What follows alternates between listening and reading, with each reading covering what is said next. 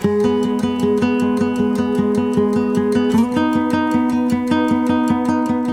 suis Louise Chiraud, je suis responsable export au domaine Chiraud-Carré.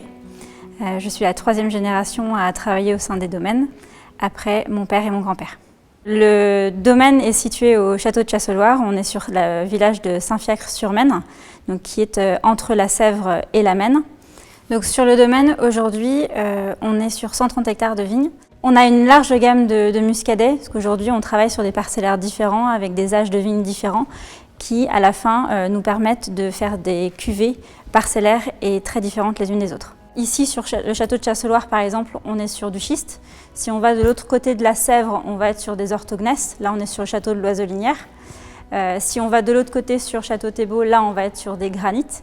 Donc toute cette richesse de sol, c'est vraiment ce qui fait l'essence de notre travail, aussi bien à la vigne et ensuite à la cave, puisque l'idée du travail à la cave est au final d'exprimer ce qui se passe à la vigne.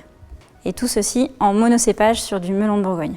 Mon grand-père a été l'un des premiers à croire au très grand potentiel de garde des muscadets. Nous avons aujourd'hui la chance de travailler, en plus de nos cuvées classiques en muscadet, également des cuvées de garde, entre autres des cuvées en crus communaux ou appellation village. Donc aujourd'hui, on travaille sur Monnières-Saint-Fiacre, sur Clisson, Château Thébault et sur La Haye-Foissière.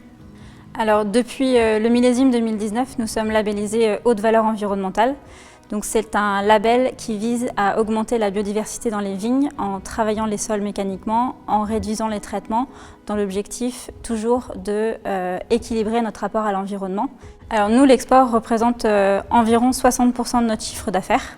Donc c'est une très grosse partie pour nous. Mon grand-père, lui, à l'origine, s'était beaucoup concentré sur la restauration française, parce que c'était un grand gastronome.